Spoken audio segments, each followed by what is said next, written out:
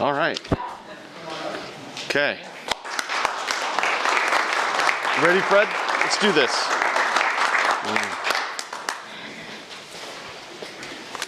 Thank you. I'm excited.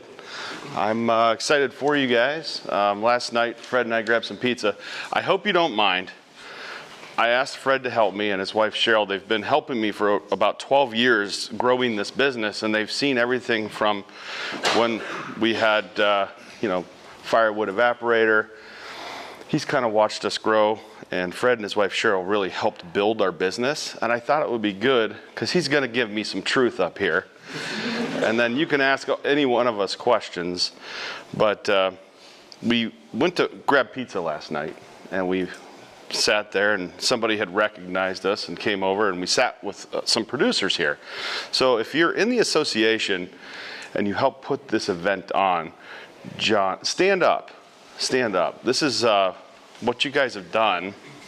This is important. Education, camaraderie. So, yeah, raise your hand if you are in the association and you help put this on. This is a big deal. Great job. Great job.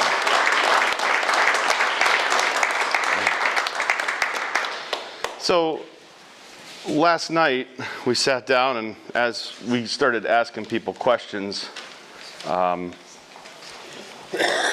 we realized that you are where I was, and you're all learning. You're just starting, or you have 100 taps, 50 taps, 30 taps. I'm here to tell you that's okay.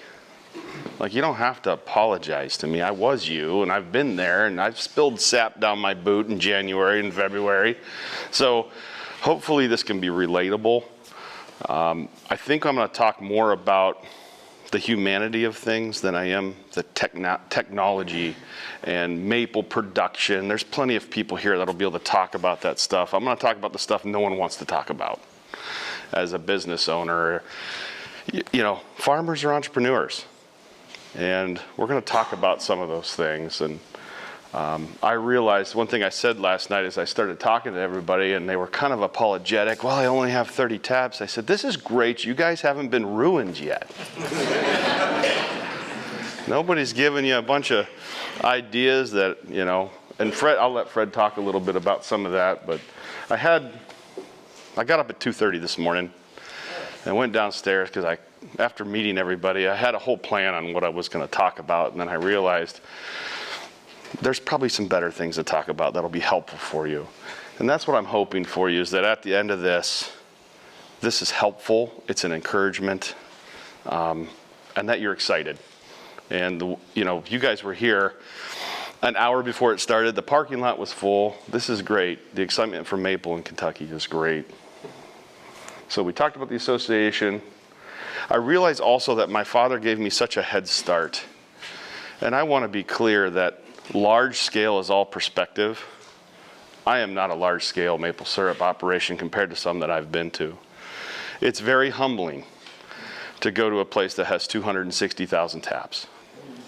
And you realize how small of a producer, we are, even in the southern part of the United States. So it's very humbling to go visit, and I encourage you, any one of you, if you ever are up in Northeast Ohio, I open my doors. I want producers to see. That's the only thing they let me do anymore is give tours. I've been fired from every job. I get to give tours and make YouTube videos. Those are the only two things I get to do. But you are all welcome, because David Marvin, who owns Butternut Mountain Farm, and Bruce Bascom, who owns Bascom Maple Farm, they did it for me. And they were open and welcome, and they would ask questions, and they were open with information. And I think you'll find that the people who hoard information and have fear that somebody's going to steal their customer, hopefully we'll go through that a little bit, that is just a human nature thing. It's not the reality of things.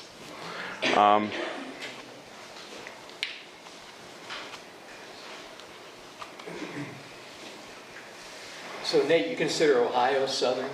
Part of it. I mean, Cincinnati's pretty much Florida. I mean, So yes, I do. We're fortunate to be on Lake Erie, and I like that we should have some interactive discussions, because I'm here for you, not to get up here and tell you how awesome I am, and I actually want to talk about a lot of the mistakes I've made, because I think that will help break down any sort of ideas of what being a farmer and an entrepreneur is. So in 2011, I was introduced to my mentor, and I had a professional career. I was very good at what I did, and I thought a lot of myself. And my mentor, who introduced us, we went to a coffee shop in the harbor, which on Lake Erie there's some ports, and in Ashtabula there's a coffee shop called the Harbor Perk. And my friend Mark said, hey, I'd like to introduce you to somebody. And we went down, we had coffee, and I thought very highly of what I had built. And I'd look back and I'd say that's age appropriate. I was very proud, but what we know is limited as individuals, and what we don't know is unlimited. And to have a mentor, the one thing I will say is the patience he had to sit across from us. I was a man, but I was a snot-nosed, know everything, finished grad school in business. I'm a scientist, I'm a chemist, and darn it, we make the best bourbon barrel-aged maple syrup. And this man's super wealthy, and obviously super wealthy people get there by stealing from young entrepreneurs. That's how he got his money, so therefore, I didn't want to open up. I thought, well, of course he wants my business. Like, how? Give me some words. Like, how? Egotistic. Oh my, yes. Oh my, yes. And my sister would agree with that. Like, how much did I thought a lot of myself. And he said, well, Nate, I work for coffee. So anytime you would like to meet, I'd like to come in and, I'd be happy to talk. I work for coffee. 6 months later, I was finally ready for that coffee, because we had hired some people, and as soon as you hire people, it's a whole nother world and what you expect. And Tim came to the farm, he met my father, and we sat down. We have a little wood stove in the original sugar house with my family, and we're drinking coffee, and I'm telling him about all the problems. I'm telling him about how Tanya doesn't understand margins. She's in charge of production, and she can't understand how to make a profit. And Tracy, she's doing this and this and this. And he listened to me for an hour. And then he said, Nate, I know exactly what's wrong with your company. And I was like relieved, because I had been looking. And he goes, oh, could I have another cup of coffee? Yeah. I run over, get him another cup, and I sit down. And so you were about to tell me what's wrong with the business. And he goes, yeah, I know exactly what's wrong with the business. It's you. And I have to tell you, that was a relief, because I was looking everywhere else. I'm responsible for everything, and I was trying to put it on others, and boy, it was a relief. I drove home, sat in my driveway, I cried for a half hour, because it was such a relief to finally know what the problem was, because you can't fix it if you don't know. That was one of the most eye-opening moments. Wouldn't you? You would agree, Fred. One of the most eye-opening moments of the career, or of building this business. I tell people it's an overnight success story, 20 years in the making. We'll get into a little bit of the maple and how we grew it, but I wanted to kind of establish this a little bit, because you go to these things and everybody goes up front and tells you how brilliant they are, and there's no such thing as a self-made man. Which leads me to 2018. It was the hardest year of my life. We had built something amazing I didn't think would end. We were the first company to scale bourbon barrel-aged maple syrup. And we had started getting large orders. We probably had no business getting these orders, but we did, and we made it work. And for a couple years, it worked really well, and we were getting $8 for an 8-ounce bottle of bourbon barrel-aged maple syrup. So if you think about that as $1 per fluid ounce.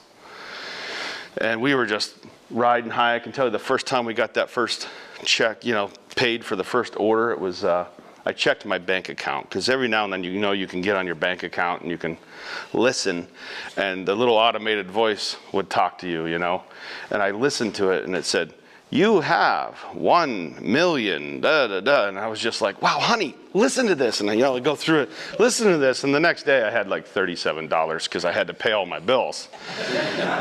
But you remember these moments. But the reason I'm telling you about 2018 is because it was the hardest year of my life, because that customer canceled the third year, or the fourth year. We only got 3 years of that project. And I had already bought the syrup. I had already put it in bourbon barrels. And I owed everybody money. I owed Fred money. I owed my grandmother money. I don't wish this on my worst enemy. The amount of pain and agony of not knowing what to do, I don't wish it on anybody. And I talk about this freely because I don't want anybody to ever have to go through this without knowing you can reach out and talk to somebody. But I was having thoughts a grown man with 3 sons should not have, because I wanted the pain to go away. And I kept trying to get back, because I'm like, doggone it, I've gone through this so many times. I could always get back. You could work really hard. I could go manic and work like 10 men for a week, not sleep. And I kept trying to get back, and I couldn't. And I look back as I was reflecting on this last night and early this morning. I'm so thankful that Kelsey called Tim in. And he showed up, and I'm like, "What the heck are you doing here?" He's like, "We need to talk." And we sat down at a table, and he's like, "I know what's going on."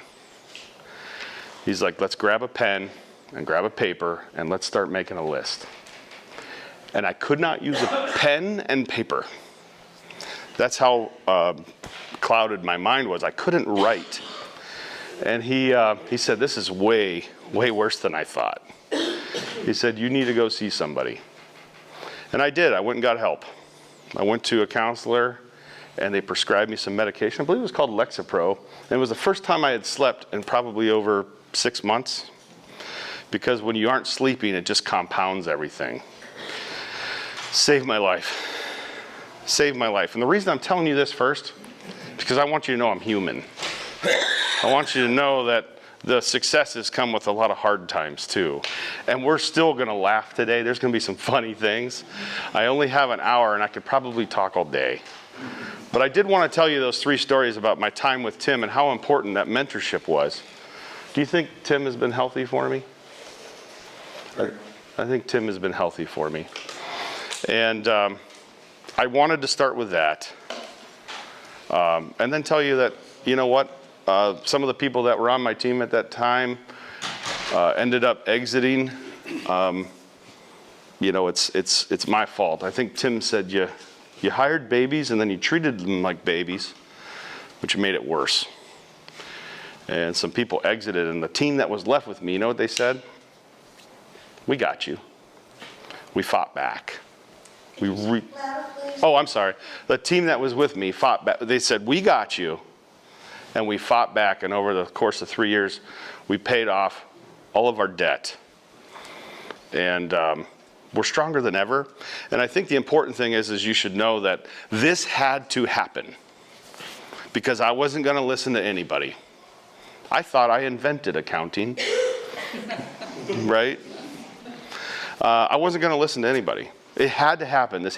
I had to get broke down all the way to the bare base bones so I could become a leader again and listen. Because I'd walk into a room and say, "Here's the problem. This is how I think we're going to fix it. What do you think?" And as a board member now, the important thing, I've learned how to become a better board member on a nonprofit, but also a better owner of a business. It's really hard. You need to talk last. You need to reserve your opinion, because the quietest voice on your team actually has equal say and to the loudest voice. Guess who the loudest voice was? So now it's very different how I run my business, and I had to learn this because there were probably people that would have told me had I given them the opportunity to speak up. So just remember that when you have quorum and you have a board, allow everybody to talk before you do. You're the president. I'm talking to you, John. Don't give your opinion, because if everybody talks, Your opinion may change. And don't even nod your head. If someone's talking, if you nod your head, because people want you to be happy. They want to tell you what you want to hear. They want to be on your side. But the truth is, you want everybody's brain involved. If it's her brain and his brain and your brain, it's going to be way more powerful of a team than if it's just, this is how I think we need to run this organization. That's my caution for an association. Make sure the quietest voice has equal say to the loudest voice. What else do you think would be helpful, Fred? I was just going to say, probably a lot of you are either just getting into sugaring or, have just started whatever. And my advice would be run.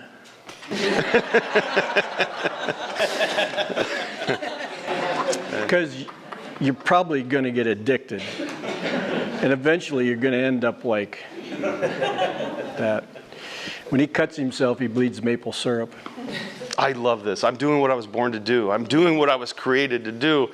And let me tell you about the first time Fred came to Bissell Maple Farm and we were sitting, and I said, well, Mr. Sheelatz, I can't afford to pay you what you're worth. And that was the truth. He had owned an appliance repair business for 45 years, and he had experience. He had experience with people. And this is a man, I remember we bought that Ford pickup truck. It was an F550. I was so excited. We needed it to haul sap and haul a tanker and plow snow. And I was so excited. And I said, Fred, I made a deal. And I handed him like $7,000 to go pick up that truck. And he comes back and he hands me $1,000. I said, Fred, I already made a deal. He says, I know, but we looked it over and I made a better one.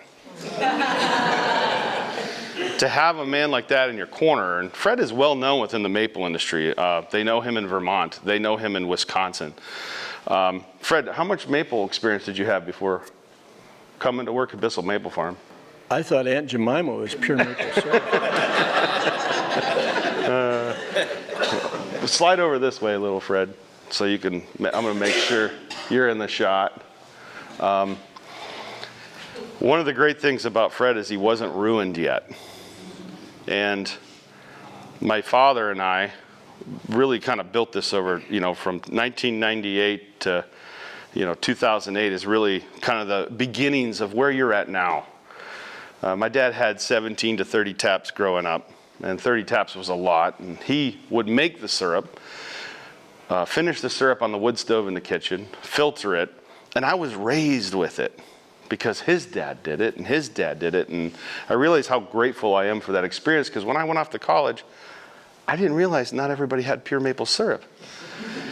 So when I went to college, I missed it more than anything. So I'd come home in spring break, and I'd put up 300 buckets, and then I'd leave.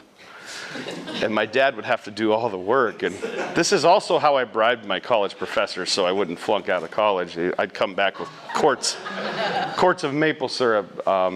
Actually, I found the smartest person in the class and always studied with that person was really how I did it. But one of the interesting things is the first year, Fred kind of observed.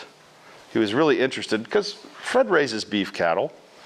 He'd raise hogs if Cheryl would let him. Always in ag, had a herd, would do hay. So this is something in Northeast Ohio, it's in our culture. And Fred watched the first year, and the second year, he just made an observation. Because my dad and I, we are polar opposites. He has a green thumb. I do not. That's why maple's good for me. I can't kill a tree. It's been there 100 years. It's got a good chance of living. So my dad and I are polar opposites, which is great, but Fred goes, why don't you guys tap your trees before the season starts? So here we've been doing it, my family's been doing it for 6 generations, and here's an outsider who's never done it, making an observation. Give your opinion as to how would you describe how we decided when to tap? Oh, it was painful. Well, we always tap when the crocuses do whatever. I don't even know what a crocus is. And we never tap before President's Day and blah, blah, blah.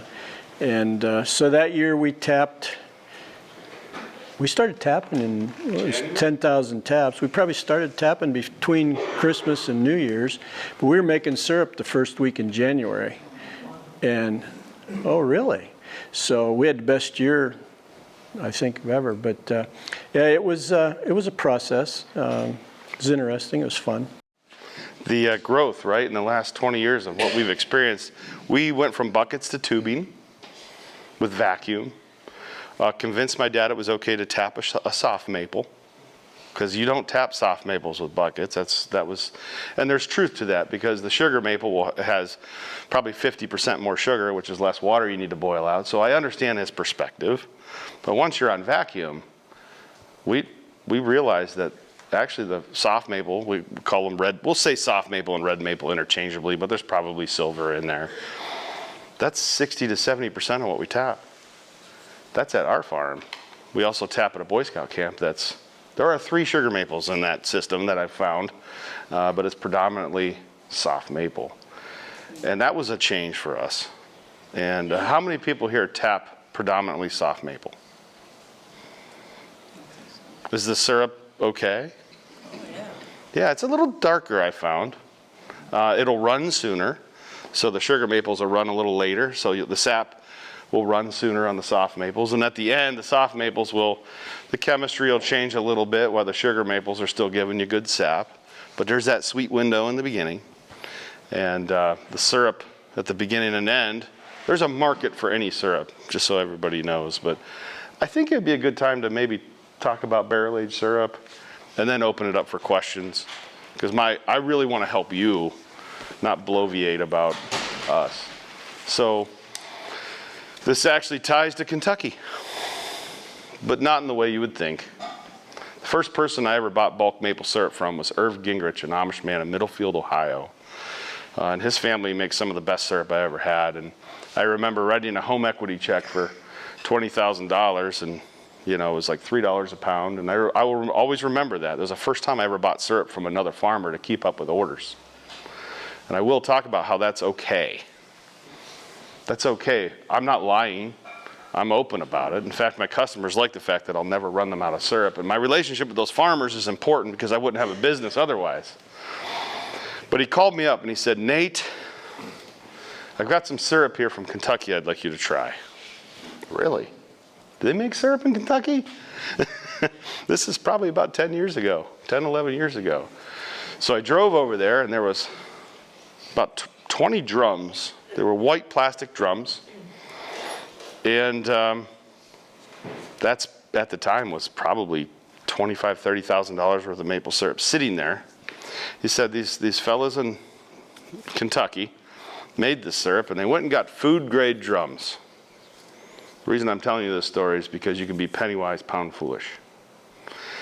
And I tasted it, and it had a lemon flavor. But it wasn't natural lemon.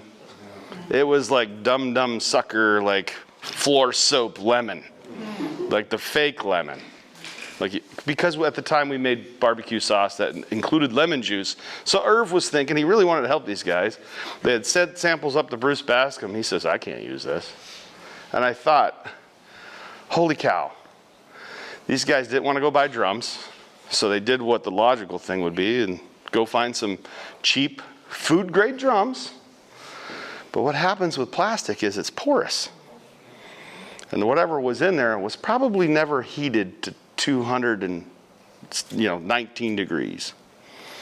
So once that hot syrup went in there, boy, it really pulled that flavor right out. And I remember driving home, I didn't even make that much syrup at the time, thinking to myself, man, those guys are from Kentucky. They could have used a bourbon barrel. At least it would have added to the value of the syrup. That was the first thought. Somebody else's fail was the first thought that came to my mind for barrel-aged syrup. So then we started, there was a local distillery to us who had some small bourbon barrels. And his name's Gene Siegel, and he really helped me get going. And at the beginning, we started using these little 8-gallon, casks. And we'd fill them with hot syrup. It was awesome. Anybody who tried it bought it. It was a completely new market. I thought I invented this. I did not. The man who invented bourbon barrel-aged maple syrup in this country, his name is Steve Stallard. He owns a company called Bliss Maple, pronounced Blee, and it stands for because life is short.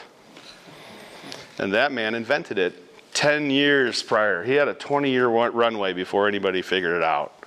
And Steve and I have become pretty good friends.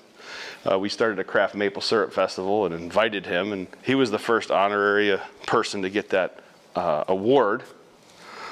And we call it the Stevie. And because he's actually was a trailblazer. And I bought, there was 3 companies make it, and I bought everybody's, and I tasted his, and I said, man, this one's the best. So I tried to make my flavor as close to his as possible. But what eventually happens is your sales go like this, and your barrel supply becomes an issue. And right now, there's a secondary barrel supply issue. Makes you wonder how some companies are making a bunch of bourbon barrel-aged maple syrup when you can't get barrels, right? But if you have the right relationships, you can still get barrels. But eventually we had to go with bigger barrels because they ran out of the small ones. Do you know why people use small barrels? Because you can move them. That's thinking like a maple farmer. You actually get more surface area to the maple volume. You get more surface area to the maple volume. Even on the distillery side, you get more surface area to the spirit volume, which means that you can make a sellable product quicker. So instead of a 4 or 5 year, you could make it in 8 months. And the way that's made is the oscillation of that alcohol goes in and out of the oak. And it goes in what color? What color does it go into a barrel? Boy, you know, this is the state to ask this question. Because you could ask that in other states, they don't know. I heard 20 people say, clear. And it comes out what color? Amber. Like a brownish. Kentucky. What color is sap? What color does it come out of the evaporator? Brown.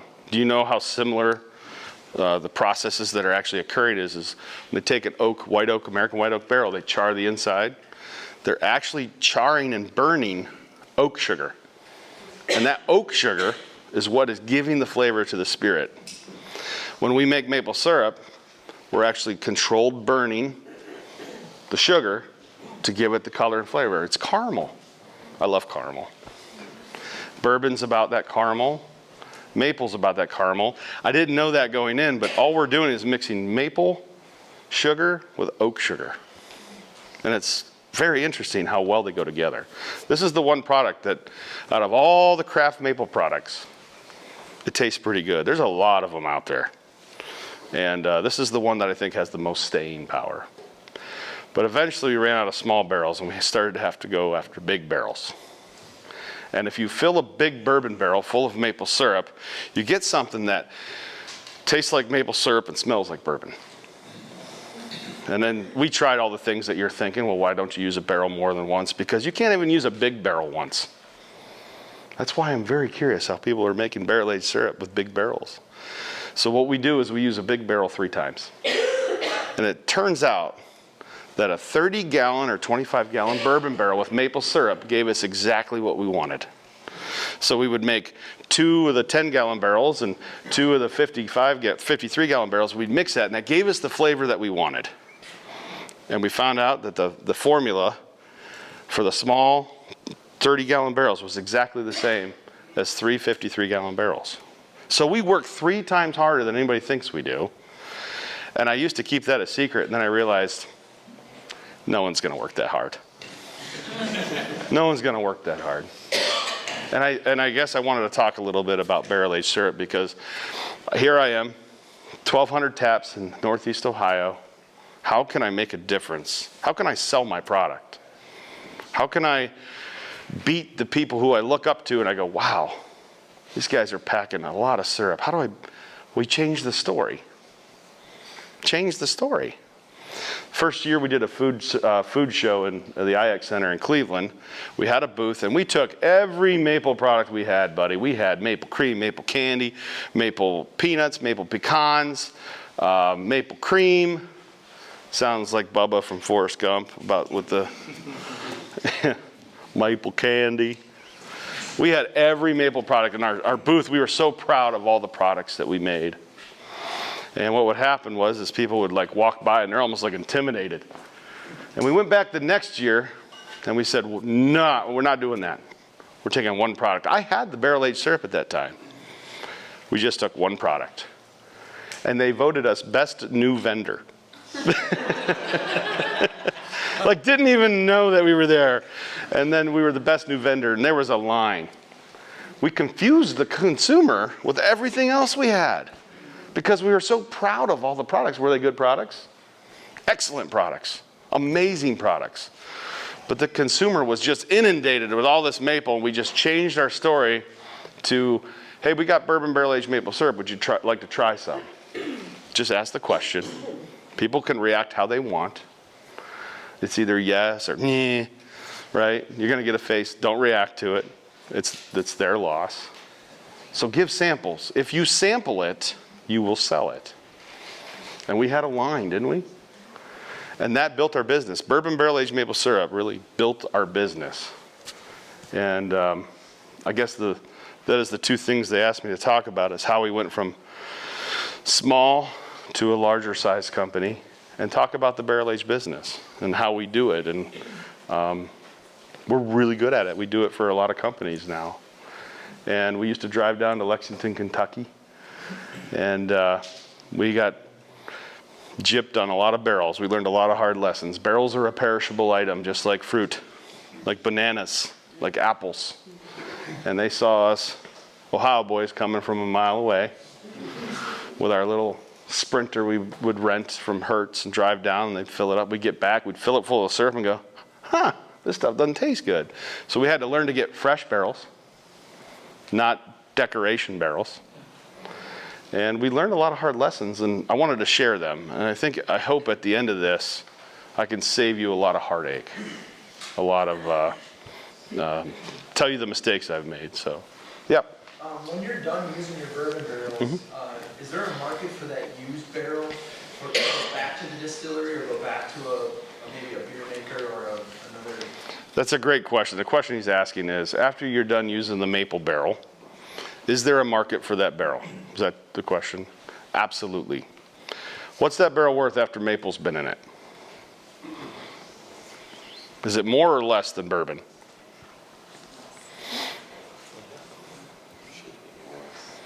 Should be more. We lose about a quart of syrup per barrel. Should be more. There is definitely a market for it. I would partner with a spirits company, a smaller distillery. I would get together as a group, and I would try to buy, because what we'll do is, as humans, somebody will say, I got 8 barrels. And the first thing you're thinking is, man, I don't need 8. No, thank you. Don't do that. Say yes, and then call your friends. Share it, co-op. I think one of the important things I wanted to share today was the idea that success is limited. That's called a zero-sum fallacy. And this is common, especially in any industry, in office settings, in jobs. We think in terms of there's only a limited amount of success. That's a fallacy. What's a fallacy? Falsehood. A falsehood that's readily believed. I'll give you an example. If Nate's doing well out here selling barrel-aged syrup, somewhere out here somebody's just getting gypped. That's a fallacy. Because we found that it brought new people to the maple industry. I wasn't stealing everybody else's maple customers. I was actually bringing people that never wanted maple, but they liked bourbon. That's interesting, right? But the zero-sum fallacy. If someone's successful somewhere out here, that it's a balance. That is a lie. Success is not limited. So you're close-knit. Everybody knows everybody. You should be encouraging each other. You should be helping each other. If you're successful, you're more likely to be successful. Is this a common thought process? Even in offices. If I have somebody in my company, not the team I have now, I have a rock star team. But in the past, if someone's getting a little bit more success, well, you ever heard the term knock them down a few pegs? Bring them back down? Why? Why? You should be happy for that individual. If any of you have success. I want you to be better than me. Why should I be rooting against anybody in this industry, in any agricultural industry? I brought Fred up here and haven't let him talk much. And I really would like to give Fred the floor as much as possible, so any questions, feel free. Have you tried putting sap in the barrel, either pre or post RO prior to boiling? No, but I already know by trying to make maple sugar with bourbon barrel aged maple syrup, the actual flavor is held in the water molecule. And once you run your evaporator, that's going to leave with the water. So we figured out that the flavor is actually held, if maple syrup 66% sugar and the balance is water, the water is what actually holds the off flavor. The lemon's held in the water. So in all reality, if you wanted to, you could have taken that lemon syrup, diluted it down, made it right back into sap, and recooked it, removed the water. Are you going to get it all out? No. No. There's something called well, in this case, until you remove all of the water, you're not going to remove the off flavor. That's why, can bourbon barrel aged maple syrup ever be 0% alcohol? This is Nate the chemist talking. I'm asking. No, it cannot. Because there's something called an azeotrope. Those darn azeotropes. They hold on. It's basically water will bond to alcohol, and it will not let go until all the water's gone. So you can never get it down to zero. Has anybody seen a bourbon or a drum of maple syrup or a pail of maple syrup expand, balloon up? Wasn't in the proper storage. Anybody ever see that? Oh, geez, Brandon has. You've seen it. What's causing that? Fermentation. There's actually a lot of naturally occurring alcohol in maple syrup. We don't particularly like it. And then once it becomes alcohol, it becomes what? Vinegar. Nobody wants to cut into their pancake or waffle and taste vinegar. However, if you make maple vinegar and they know they're getting vinegar, that's a whole other story. So, go ahead. Have you worked with any distilleries on doing like specific small batch stuff with their Yeah, particular barrels? let me, can you ask your question in a different way? Sorry, I'm from varsity. Have you worked with a distillery using their particular barrels to market their particular product for like small batch? Absolutely.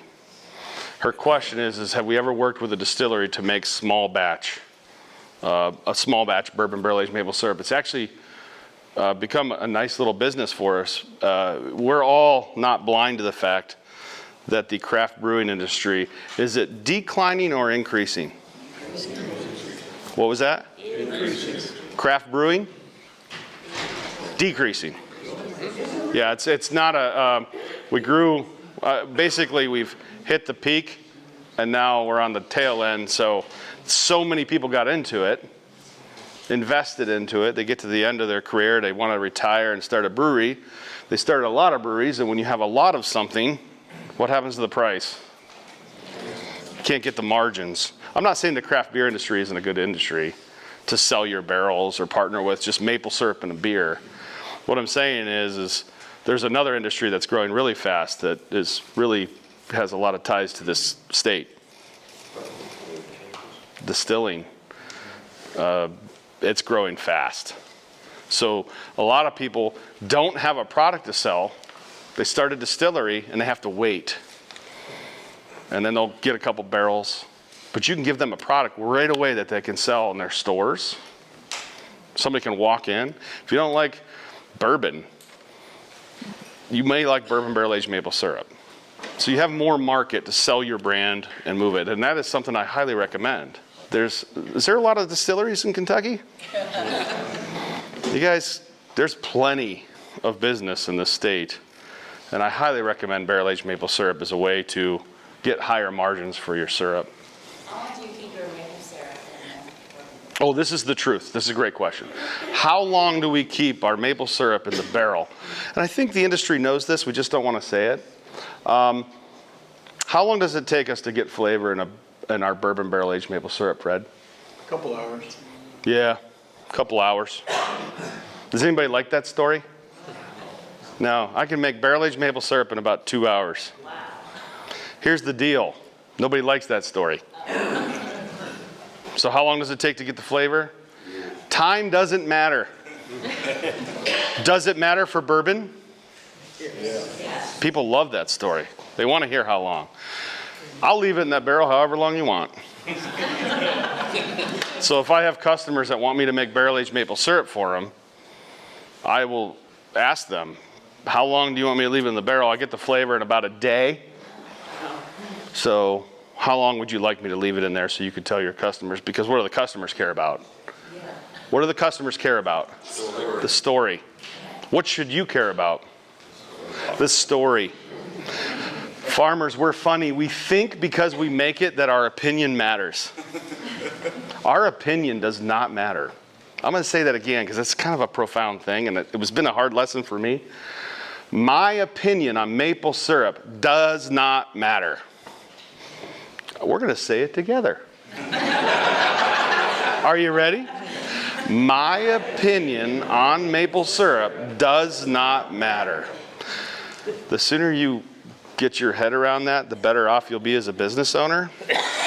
Because I used to get farmers that would walk into our store and go, bourbon barrel-aged maple syrup. I'm not going to buy the bourbon barrel. I don't even like it. What was the attempt of that woman? What was she attempting to do? Why would you say it loud? Discredit you. Discredit me. What else? Drop the price down. Yeah. Remember the scale? And I thought to myself, I'm like, whoa, that's good because you don't buy it. No one in here buys maple syrup. Yet we think our opinion matters on maple syrup pricing. You can get things 2 of 3 ways. Good, fast, or cheap. Pick 2. And farmers, we want all 3 all the time. What do we call a customer that wants things good, fast, and cheap, Fred? Amish.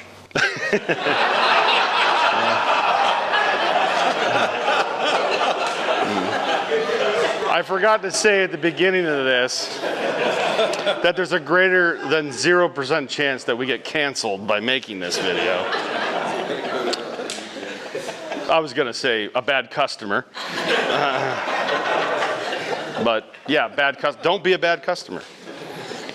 But let's ask questions. I do want to, his insight on this is so important and valuable for you. Go ahead.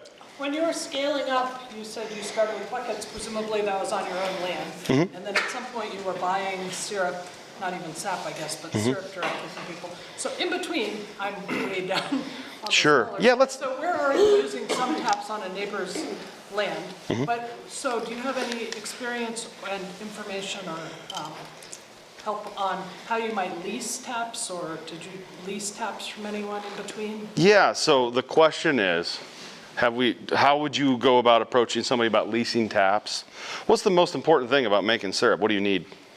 Trees. You need sap, but you need the trees. And I think I'm going to talk about this a little bit, but make sure if I don't answer your question, because I do this sometimes, I go on a tangent, but make sure that I come back to it. Because I want to talk about, at about 1,000 taps, you break even. That's on vacuum. And that's selling bulk syrup, but I highly recommend building your own market as much as possible, but I'm going to say that again. At about 1,000 taps, it's a break-even venture. I don't care how much cotton candy you sell. Cotton candy is very profitable, but 1,000 taps on vacuum, you break even. Yes? And that's assuming a $1 an ounce price. No, that's assuming the bulk price. Bulk price. Yeah, you'll get your money back in the effort that you put in. So I know that we're not all there, but I was you, and I thought I could go and build my business by doing 200 buckets here and 200 buckets there and 300, and you become a star. You're just making a star everywhere, running all over the country. And I guess I'm trying to help you, like save you from the pain, if you want to be saved from the pain. Like, I wish that I would have just went out and borrowed the money at the beginning and put 2,000 taps on vacuum, because I would have made my money back with less hassle, less energy, faster. But we don't like doing that. See, the reason I've been able to build this business is because I'm stinking stubborn and I won't quit. My biggest weakness is I'm stinking stubborn and I won't quit. So I'm just trying to help you understand that I put 5 additions on my sugar house. By the time I built my addition, it was too small the day it got finished, before it was even finished. I kept doing addition after addition because I kept solving the problem that I see in front of me. And I remember Tim coming the first time, he looked around and he goes, under his breath, "This is way too small a building." Our building now is 40,000 square feet. I thought that was going to be big enough. In fact, at the beginning, what did I think? Rent, I had to rent for, boats. I thought I was going to have to do boat storage rental. It was huge. It's 1 acre building. It's an old General Electric plant. We're putting additions on that. I thought that was going to be big enough. It's not. We think about this maple season. We don't want to think about in 5 maple seasons. And if you're an equipment manufacturer, so I do want to talk about the difference between educators. We are all a community. There are educators that are helping us learn how to hold our sap, make better syrup. There are producers, and there are equipment dealers. And we are all a part of this. And everybody has a different part to play. And we get really upset when they cross over into my area. But the truth is, if you're an equipment salesperson, what's the most frustrating type of customer? The person that just looks at now. And you're trying to save them, and what do they think? They just want to sell me a bigger evaporator, get my money. That's what it is. It's all about, right? Hey, there's some like that. So we assume they all are. The truth is, they want to ask you questions about where you plan to be. And sometimes we have a hard time seeing it, visualizing it. So when somebody starts talking to me about, hey, I got this lead on 50 trees over here and I got to drive 20 minutes, and I'm thinking to myself, I did this, man. It sucks. Go find 50 acres. Put tubing on it. Lease it. Borrow the money. Oh, I built my business with cash. My wife's a school teacher, first grade teacher. We've lived off her income for 20 some years. Every dollar I ever made in my professional career, because I didn't want debt. I didn't want debt. Now some of you are going to go home and say, honey, Nate said we can just borrow money and do whatever we want. I did not. I still need a business plan. But we all want to be debt-free and da-da-da, and it's in the Bible. It's in the Bible, right? Pastor said debt's bad. Well, your home and how you run your home finances is very different than how you run your business finances. And we try to bring our home finances, this is where we get the zero sum, because there's a limited amount of money. It's kind of where it comes from. Well, if I want to pay my cell phone bill, I don't need Netflix. It's got to keep it balanced. Got to balance it. Well, that doesn't, of course you have to have a budget. But if you borrow the money, you're going to pay back that money faster if you do it right. Penny wise, pound foolish. Now, I know we have a lot of beginners. Find out if you like it. That's Fred's point. Fred, your point. Well, while Nate's been chasing that rabbit around the barn, to answer your question, on vacuum, 50 cents for reds, 75 for sugars. But if you're in a highly competitive area like some of the guys in Vermont, they've paid as much as $1 and $1.25 a tap. Nate said, Fred, don't say anything stupid. It's really hard. There are a lot of good Amish producers. Yeah. So it's a kind of a joke that we have. Bourbon barrel aged maple syrup propelled the business to the next step. And we've been all over Vermont, Wisconsin, tasting bourbon barrel aged maple syrup. And I'm not kidding. 9 out of 10 of them, you taste them and you want to spit them out of your mouth. And it's because they cheat. Just that simple. They'll take a wooden barrel, they'll put their maple syrup in it, they'll dump a gallon of bourbon in it, shake it around, let it sit there for 3 minutes, and it's bourbon barrel aged. It's garbage. So make it right if you're going to do it. Make it right. That's a good point. And he'll help you. Heck yeah. But we were at a show, and I don't even remember which one it was, but you know, when you're at some of these shows, people are walking by you, and you're over here, and they'll go, keep walking, they don't want to make eye contact. So I said, we're not doing so good at this place, so got like a ketchup squeeze thing? Oh, yeah. Got out there, and guy's walking, hey, stop. It's bourbon barrel aged maple syrup. You want to try some? Open your mouth. And what did every person do? Fred was squirting bourbon barrel aged maple syrup into people's mouths. No, but they went, what, really? When it hit their thing? Because whatever. people are so afraid you're going to potentially sell them something. If you don't want it, keep walking. If you want it, we'll sell you. And we sold a lot, but you got to make it good. You don't want to make junk. You don't want to make crap. Yeah, and you can't take bad maple syrup, put it in a bourbon barrel, and have it come out like your maple stiltskin. So it's what not he going was- to turn into gold. Yeah, what he was trying to say was, get good, fresh barrels. As soon as they dump the stuff out, get it the next day. Not And a week fight later. them. The distiller doesn't care. No. They don't understand your world. They want to wait until you want to wait until they got 7 of them, and they dumped this one 6 months ago. A week tops. And if it's a bad weather, you have to train the distiller. Who has to train the distiller? We do. Yeah, and they'll try to convince you, no, it's going to be fine. No, dude, we do the syrup. You do the bourbon. I'm telling you how to make good bourbon barrel aged maple syrup. How long? We had to fight. Yeah, it was ugly. I mean, trying to find good supplier, and we finally have, and trained them a little bit. And now we can call up, and when are you going to make the next dump? And such and such a date. We're there the Schedule it next with day. them. Don't let them tell you. I mean, within reason. Don't, but thank goodness we've had people that we were willing to say, hey, here's our problem, and communicate. Go ahead. I think actually you just answered it.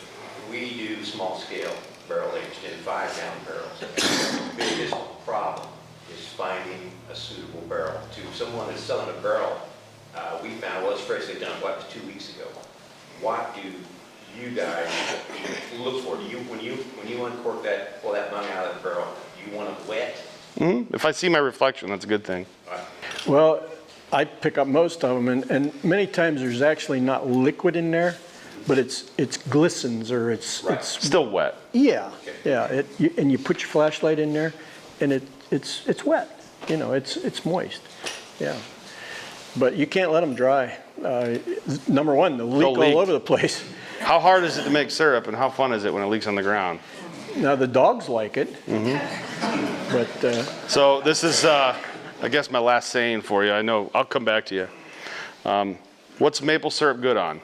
Everything. Everything but the floor. Everything but the floor. Go ahead, Brandon.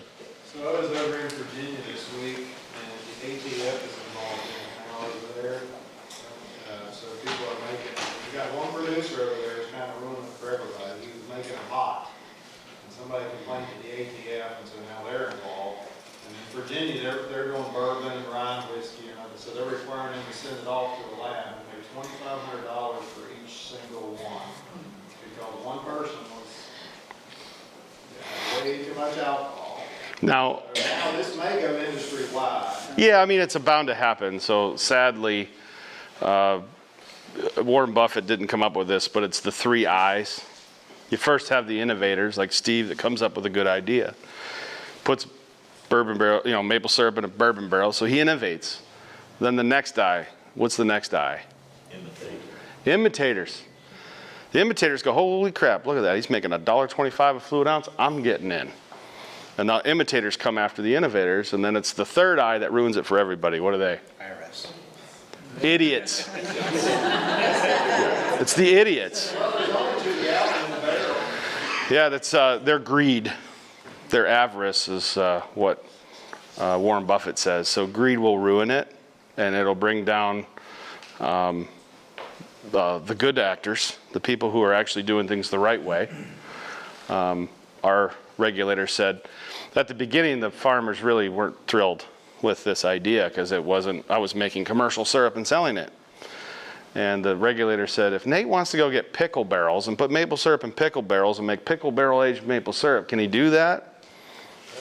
Yeah, is anybody gonna buy it? There are some weirdos out there. So I know that I'm running up against it. I'm more than willing to take questions or. Really simple. Yeah. Don't do it the right way. Yeah, it's going to happen. There are idiots that see money. I'm not motivated by money at all. There are people that are, and those are typically the idiots. We saw it in 2008 with the housing crisis. Why do you not just put a little bit of bourbon in your syrup? Oh, it's illegal, number one. So the question is, why don't you just put bourbon in your maple syrup? Yeah. Because I think what you're getting out of the barrel is, my understanding, you get the remnants that you're bringing out of the charred. Let's take it a step further. Why don't we just get fake bourbon flavor? No, That's cheap. That would be That- cheap and cheating. I'm Oh, saying so there's a limit on cheap. a little cheap. Yeah, like we can be cheap, but not that cheap. No, I'm just curious about. Why I won't? It's called a cordial. And by definition, Is the flavor different? by definition, the tax has already been paid on the stuff that's in the barrel.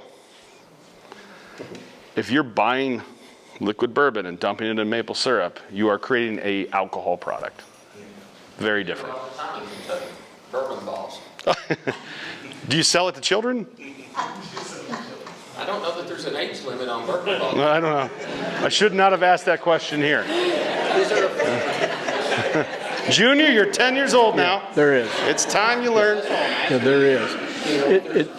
It's called infusion. Yeah, infusion by definition means to pour into. I want to actually infuse a barrel. You're actually pouring the maple syrup into a barrel. You're infusing the barrel. If you look at the actual base of the word infuse. I don't like infusing syrup. It's my personal preference. Well, that's the stuff you spit out. I mean, it's bad. Well, what happens is greed. You just infuse As soon as it you and tell dump it somebody in. you can do it, It ain't good. as soon as you tell somebody you can do it, what everybody, there's regulation on it. I don't particularly want more government oversight. And that's what you'll create, and that's what's happening in Virginia. People are doing, they're dumping it in the barrel. They might be getting aged, Oh, it's been happening for a while. they're dumping it in there to give it more. Yeah. Yeah. And the real problem is they suck at getting barrels. They don't have the relationships. Listen, I have competitors out there that have taken business from me. I know it. I don't even want to talk about it because anyone who buys it, they deserve each other. They deserve each other. If that buyer at that large grocery store chain sees the price versus somebody who actually gets splinters, what's worse than a wood splinter? Metal splinters from the rings. Like, it sucks moving barrels around. That buyer who looks at the price of my competitor and goes and says, I'm going to buy this because it's cheaper, they deserve each other. The people that buy, they deserve each other. Guess what? The customers that I want, we deserve each other. Well, the problem is that once you've tasted bad maple. And it's not about the alcohol. No. It's about the sugar on the oak. The taste. We only use a barrel once. Once you taste bad bourbon barrel aged maple syrup, then all of a sudden, everybody's bourbon barrel aged You maple ruin the syrup market. is garbage. So I'll never buy it again, and I'm going to tell my mother and my and so you've lost market share. And so Can you dump bourbon and maple syrup and make a good flavored product? Yeah. Yep. I mean, part of it's a story too. I mean, this is a process. It's a story, right? About infusing the syrup. But you see the world as you see yourself, and your perception is it's your reality. There are people that, if they buy something cheap, it's a good product. So the Those things. part of it, like What's the question? the process part of it, when you're putting it into the barrel, you also got like the char and the charcoal of it. I mean, I know you filter it afterwards, but do you think the charcoal actually gives it some filtering, changing, like taking some stuff out of it as well? No, I actually think that it gives it vanilla. There's a lot of vanillins in white oak. It's brought out through the burning process. Anybody who says they use a barrel over and over is a fraud. So So the syrup is pulling more out of it. The water in the syrup. I fill barrels hot.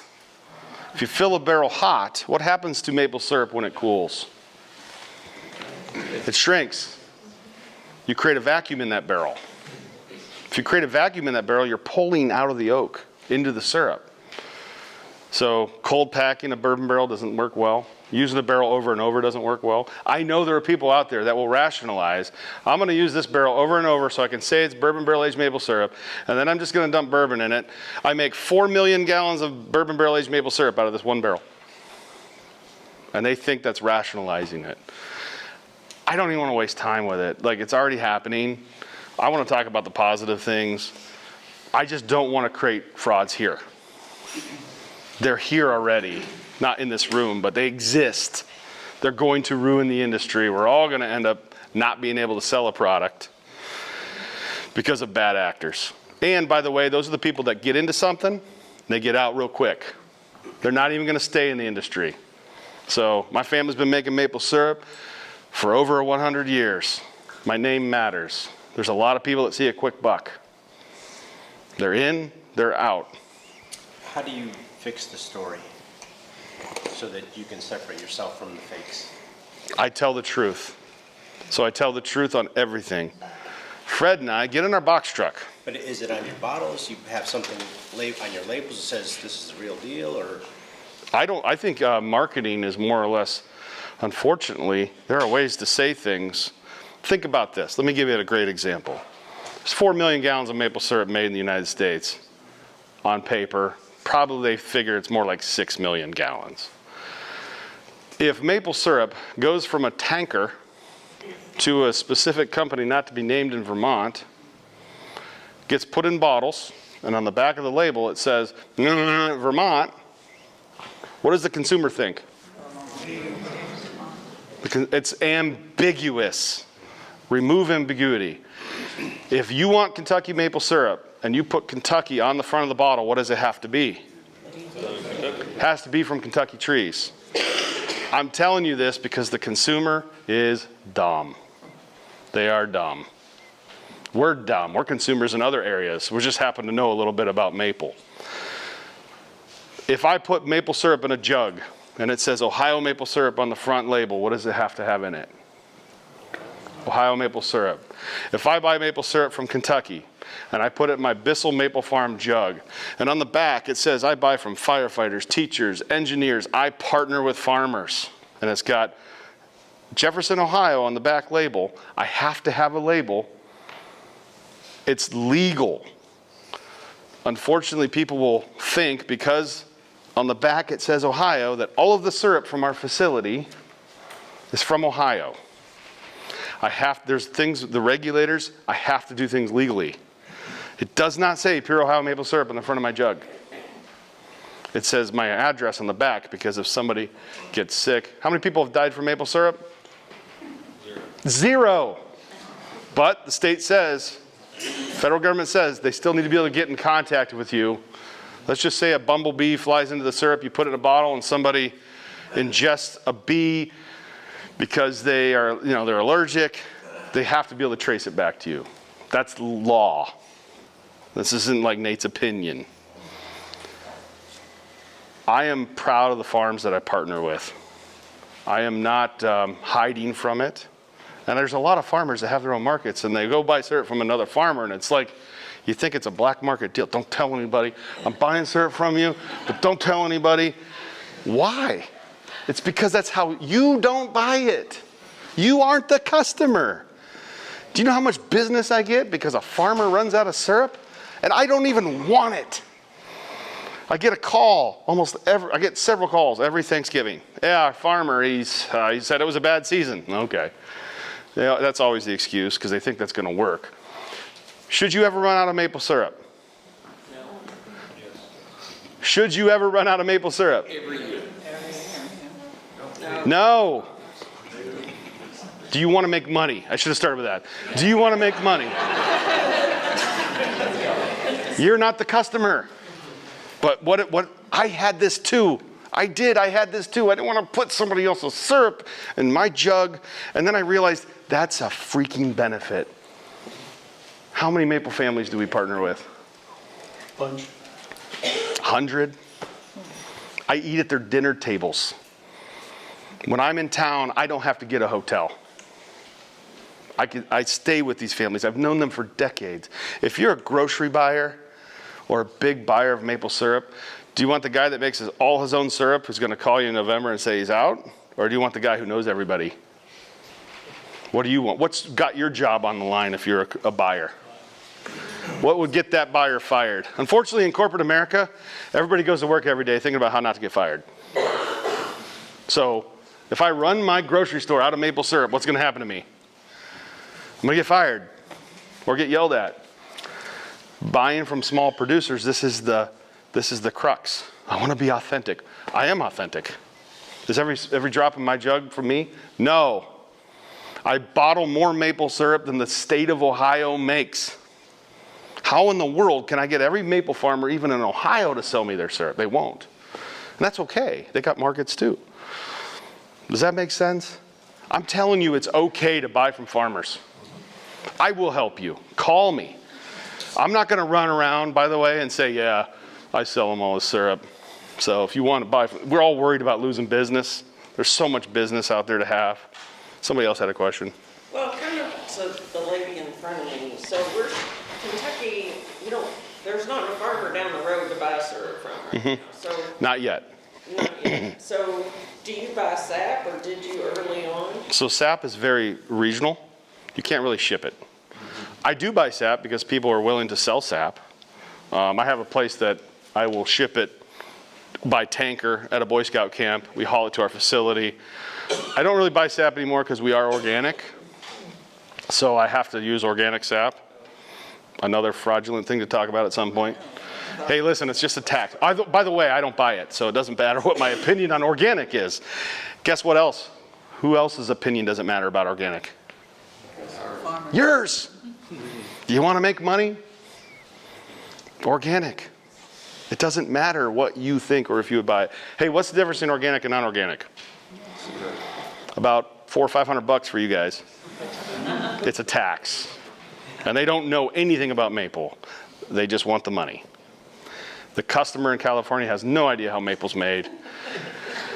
I'll tell you right now that non-organic or conventional syrup is dusty on the shelf, and it's cheaper. If you go to the West Coast, they only buy organic syrup. Half the maple syrup in this country is organic, or in the world is organic, half of it isn't. Are there inorganic trees? You're getting trees. I just don't understand how you get inorganic. Oh, listen, my opinion, this is one of those things where I was more interested in being right than keeping the business. And when I said I lost that big account, it's because I'm a chemist. How can you make organic bourbon barrel-aged maple syrup? It's a poisonous flammable liquid. Well, somebody figured out how to do it. They made organic bourbon barrel-aged maple syrup, a poisonous flammable liquid you can run an engine on. And you know what? I was right, but I was right without the business. I'm a freaking chemist. There's no way you can make organic bourbon barrel-aged maple syrup. It's literally poison. Guess what? That was the spiral downhill for me. I wanted to be right. And I'm telling you, it took a lot out of me. And so I've learned it's not about what I think. It's about what my customer wants. My opinion doesn't matter. So I was right, but I lost that account. Somebody else did it. And guess what I have right now? Organic bourbon barrel-aged maple syrup. So I'm convinced at this point, if you wanted to have an organic nuclear reactor, you could buy organic, you could get plutonium or uranium organic certified. I mean, as silly as this sounds, it can be done. You would die from radiation, but it's organic. It's from the earth. I have my paperwork. It's a government program. As long as you have your paperwork, everybody's glowing, but it's organic. It is that silly. Stop trying to put your brain around it. You're not going to make sense of it. It is the most frustrating thing ever. The defoamers that are organic don't work. They don't work. So what people do is they put so much in the syrup. This is years ago. I mean, safflower oil. So we'd get drums of syrup, and there's a layer of oil on top, which actually makes it adulterated. So it's organic, but illegal and adulterated. Now, as an industry, we've kind of moved beyond that, but it is that silly. My point is, You don't buy it. Stop trying to wrap your brain around it to be rational. Is all maple syrup organic? If you pay the money. It's the most organic product out there. But you have to have the paperwork that says you are, because that grocery buyer's butt's on the line. As soon as you try to tell somebody, it's really, you've lost it. It's really organic, you've lost it. No, it's really organic. Yeah, you know that. But you aren't going to get any sort of sizable customer of any sort of reputation by trying to convince them to buy your non-organic syrup that's really organic. If it's long, it's wrong. If you have to explain it in a lot of words, you know it's easy? Hey, Nate, is your syrup organic? Yes. We don't have to have a lot of conversations. I know I've gone past my time. I appreciate it. Can I tell a quick Oh, story? yeah, absolutely. I got to disagree with him on one point. Oh, boy. Syrup's good on everything except the floor. It's even good on the floor. When we were in a growth spurt and we had the new production line going on, they could bottle, 28 bottles a minute, something. So we're working all day in the woods and, up early, working all day. Well, then production needed to come in at 6 and get started, but the syrup wasn't there. It wasn't being heated. We had to basically empty drums. So we're emptying drums till 2, 3 o'clock in the morning. Fred did a lot of all-nighters with me. And so the one time we got some really good syrup from Vermont, and because that's what we had to have. Yep. And we spilled some on the floor. So I look over, and he's down there at 2:30 in the morning licking syrup off the floor. It's true. It's that good. So it's even good on the floor. That is true. Is this helpful? Yep. I was hoping to be relatable to everybody that has one tap to somebody that has a million taps. It's really hard to talk about details of maple, which all of you want to know. I learned a lot of stuff from Maple Trader. Brandon was on there. You'd ask questions. There's no manuals to a lot of the equipment 20 years ago. You'd get it, and that was it, and you had to figure it out. But today, there's resources. There's equipment vendors. It's okay to partner with an equipment vendor that you trust and want to work with. So I know I'm into somebody else's time, but thank you.